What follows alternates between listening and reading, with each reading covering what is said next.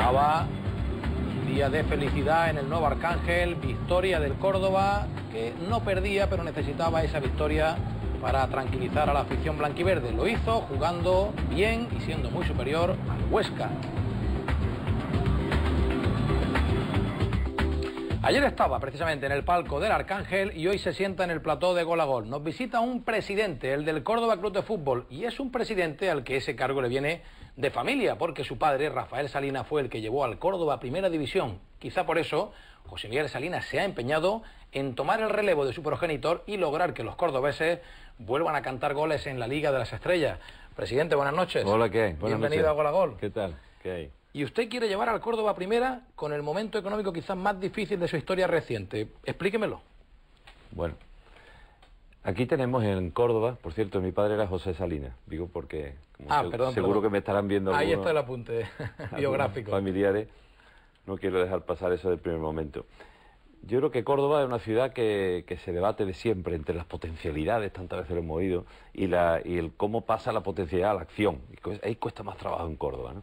Y en el fútbol también yo creo que tenemos que definirnos si queremos ser un club que recuerda como los viejos ricos venidos a menos de cuando estuvo en primera hace tantos años, o somos un club que se debate por no bajar a segunda B, que es donde de verdad hemos estado en la década de los 80 y 90, más allá de 15 años, que ya se nos olvida a los cordobeses eso.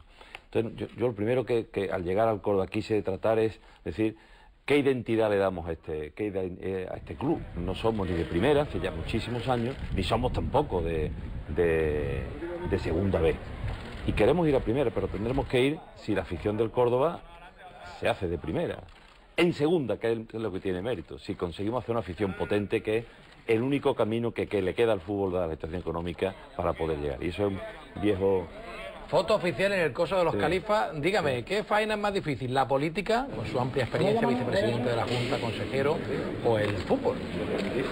A mí me está resultando más difícil el fútbol. El fútbol es una cosa... Agradezco la sinceridad. Más difícil.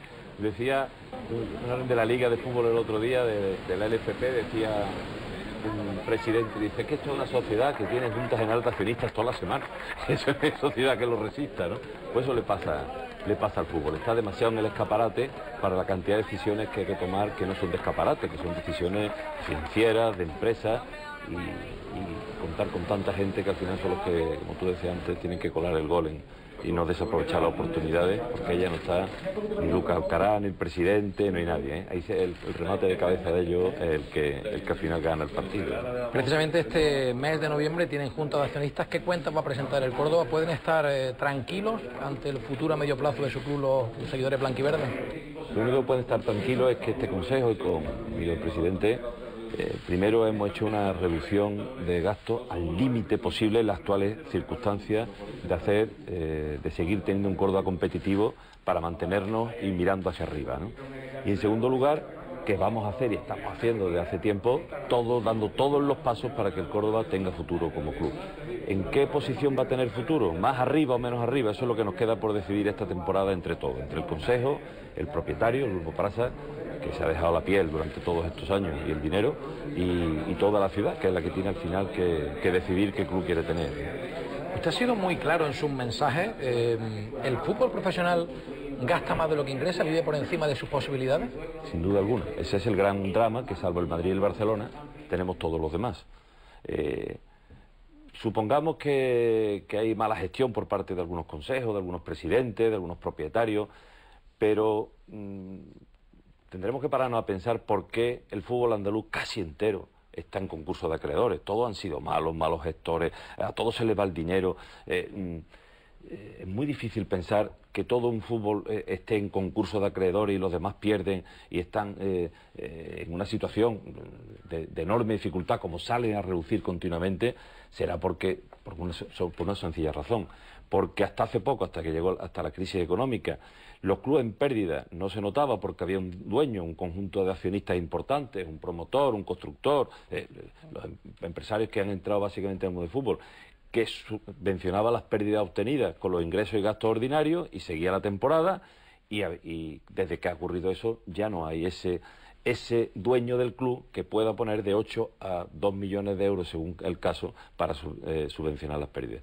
Y esas pérdidas están ahí, Por eso el año pasado el Cádiz, después el Albacete, el Recre, el Celta, el Levante, todo a concurso de acreedores. Y cuando el sector entero está en suspensión de pagos, tendríamos que pensar que vamos a hacer algo en conjunto para salir, ¿no? Y en la guerra abierta por los derechos televisivos, ¿dónde se posiciona el Córdoba? ¿Cuál es su postura? Bueno, la guerra, los derechos televisivos, yo creo que tienen dos debates, los dos muy interesantes. Uno, el de los pequeños, que tienen una parte del pastel muy reducida. Los de segunda división tenemos el 7% entre todos de todos los derechos. Y con la propuesta que hizo en la mesa del Real Madrid, acogida por el G30, pasamos al 9%, y de unos ingresos de 600 millones a uno de 900 millones. Así que en el caso del Córdoba, por ejemplo, podemos pasar de 2 millones de ingresos anuales a 3 millones y medio, 3 millones 600 mil euros. Y para los clubes también modestos, que aspiran a subir a primera, y los que están en primera que temen bajar a segunda, por primera vez se va a poner un colchón de que el año del descenso haya un dinero de los derechos televisivos que no baje de 15 millones de euros a 2, que ya el agujero es de tal calibre, como en cualquier empresa, tú no puedes un presupuesto ajustarlo a esos niveles porque tienes contratos en vigor, tienes obligaciones plurianuales que no puedes desarrollar. Entonces hay ya un proyecto en el que el club que descienda puede tener hasta 9 millones de euros de subvención para el aterrizaje más suave en la nueva categoría. O sea que ustedes apoyan ese Entonces, ofrecimiento. esa propuesta doble, pues la verdad es que hace que sea una propuesta muy sensible con los clubes de poco presupuesto, que son la mitad de los modestos de primera y toda la segunda división. Y después hay otra que sigue siendo injusta, la propuesta presentada, pero ante lo que hay, los más modestos, no, es difícil que nos preocupemos de la solidaridad con el Villarreal o con el Athletic Bilbao o con el Sevilla, en el que los grandes, para ganarse el voto de todos los demás, pues han hecho una especie de foco de exclusión, donde está el Sevilla, que sale injustamente tratado en este reparto, está el Athletic Bilbao, está básicamente el Villarreal, donde le consagran una diferencia de tal calibre con el Madrid y Barcelona, que es muy difícil que compitan en una mínima igualdad de condiciones con ellos para jugarse la Liga. O sea que usted entiende y apoya la rebelión del Sevilla. Absolutamente, el Sevilla ha quedado con esta propuesta que hay sobre la mesa, que digo, resuelve muchos de los problemas históricos, de los modestos, de los que aspiran a no descender, pero que desgraciadamente no se defiende. Ese grupo de equipos, pues queda bien, pero el Madrid y Barcelona, yo creo que se han cuidado de que los que pueden entrar en competencia con ellos queden frenados, y con esta propuesta lo consiguen, ¿eh? O sea que eso, otra cosa es que yo apoye, porque soy presidente, no nos olvidemos, de un club de segunda división, de la mitad de la tabla, por ahora, y otra cosa es que yo comprenda a José Mari Cruz, que lo que he hablado alguna vez con el Nacional del Sevilla, y con algún otro club que están en una situación que la propuesta de la mesa los convierte en clase media, cuando ellos por sus méritos, por su inversión y por lo que hacen en el terreno de juego, tienen ya capacidad de estar en la media alta tirando para la alta, ¿no?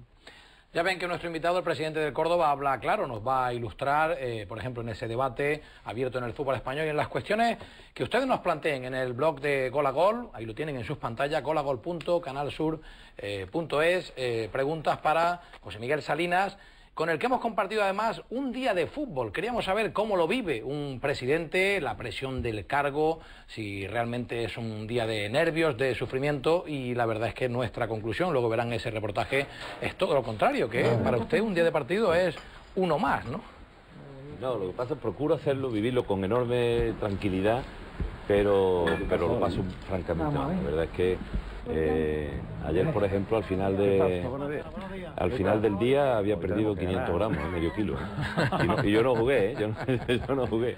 Bueno, el martes en Santander no estará tan tranquilo, ¿no? El Córdoba puede tumbar a un primera y meterse en octavos de final de la Copa. Para nosotros, Benito Villamarín, presidente, sería muy importante. Mítico del Betis. Ahí está su padre, José Salinas, el presidente del presidente Sevilla, histórico del Córdoba. Él también vivió grandes alegrías, qué momentos tan inolvidables. Y usted era un chiquillo. Yo tenía, cuando ascendió el Córdoba, 9 años. 9 años. Yo viví en mi casa con 9 años, soy inolvidable. Esa es la pasión que a mí me ha dejado el fútbol y me ha dejado el Córdoba en concreto. Claro, yo conocí a todos a Miguel Reina, a todos ellos, ¿no? A Juanín, a Mingorance, a Luis Costa, todos aquellos que hicieron grande al Córdoba en los 60 y primeros 70, sí. Bueno, en la década de los 70 se despidió el Córdoba, por desgracia, de Primera División, ojalá que vuelva pronto, y también en esa época el fútbol andaluz disfrutó